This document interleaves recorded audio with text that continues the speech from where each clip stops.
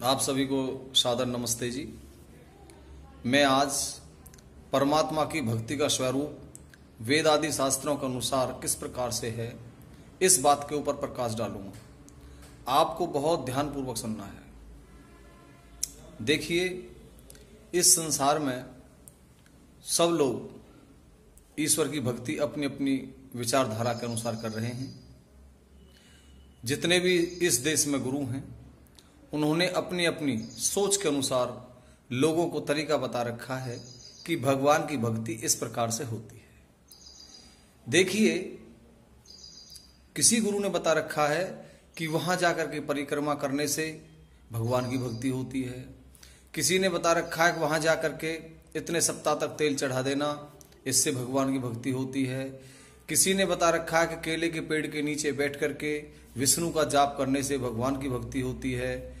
किसी ने बता रखा है कि भैरव पर जाकर के शराब चढ़ाने से भक्ति होती है। किसी ने बता रखा है कि जाओ बढ़िया पीपल का पेड़ हो, उस पर सूत लपेट देना, उसकी जड़ में जोत जला देना, उससे भक्ति होती है। कोई बताता है कि ये काम करने से ऐसे भक्ति होती है। देखिए, ये लोगों की अपनी अपनी मड ग्रंथ बातें हैं।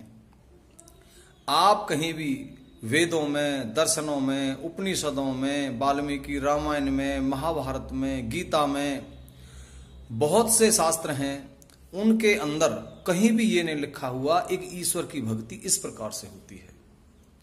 देखिए, मैं वेद का मंत्र आपके सामने प्रस्तुत करता हूं, आप उसको ध्यानपूर्वक सुनें।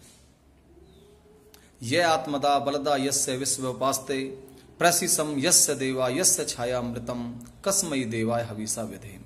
इसका हिंदी में अर्थ सुने। जो आत्मज्ञान का दाता, शरीर, आत्मा और समाज के बल का देनेहारा, जिसकी सब विद्वान लोग उपासना करते हैं और जिसके प्रत्यक्ष सत्य स्वरूप शासन, न्याय अर्थात शिक्षा को मानते हैं, जिसका आश्रय ही मोक्ष सुखदायक है, जिसका न मानना अर्थात भक्ति न करना ही मृत्यु आदि दुख का हेतु है। क्या कहा गया, दोबारा से सुने।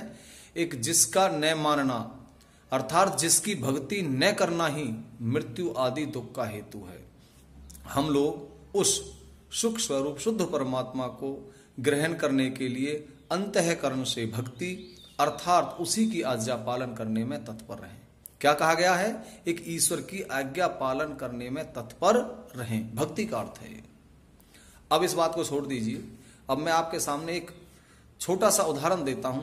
बड़ा तर्कशील है, बात तर्क पर खरी उतरती है और आपको ठीक ठीक समझ में आएगी।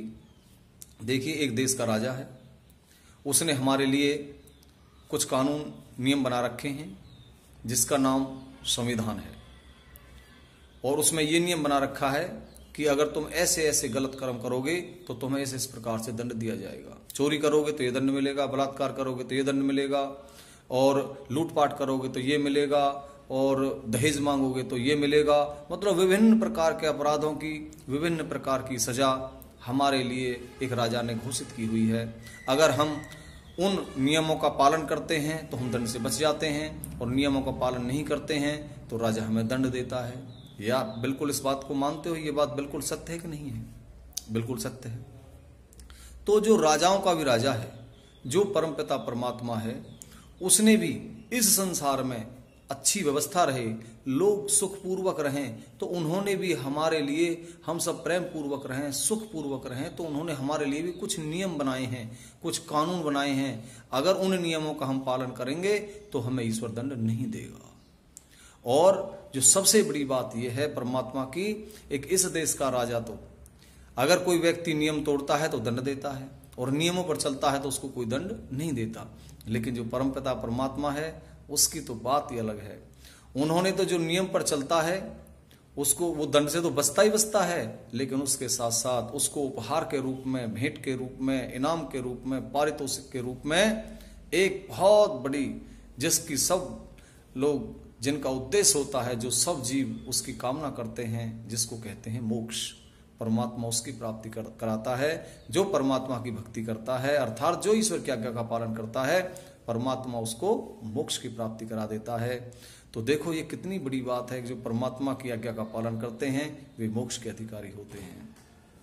तो हमें इस बात का ध्यान रखना चाहिए कि हम भक्ति के मार्ग को समझें, अर्थात ईश्वर की आज्ञा का पालन करें, और जो बातें मैंने आपको बताई हैं आप इनका प्रचार और प्रसार करें, क्योंकि सत्य का प्रचार प्रसार करना ही मनुष्य का उद्देश्य है। यह एक परोपकार का कार्य है।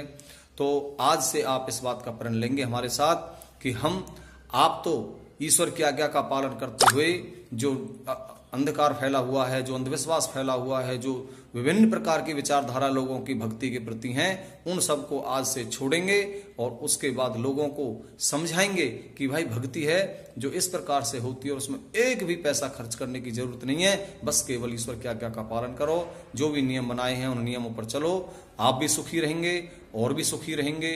इस संसार में सुख समृद्धि आएगी, लोग प्रेम से रहेंगे, क्योंकि जब ईश्वर की आज्ञा का सब पालन करेंगे तो सब सुखी रहेंगे, प्रेम से रहेंगे। तो ये थोड़ी सी चर्चा मैंने आप सभी के सामने की, आप सभी ने मेरी सुनी। आप सभी का बहुत बहुत धन्यवाद है। आप मेरी पुनः परमात्मा से कामना, आप स्वस्थ रहें, आप सुख समृद्धि की ओर बढ़ें और ईश्वर की सच्ची भक्ति का स्वरूप समझते हुए ईश्वर की सही सही भक्ति करें। इति ओम शम। आप सभी को सादर नमस्ते जी।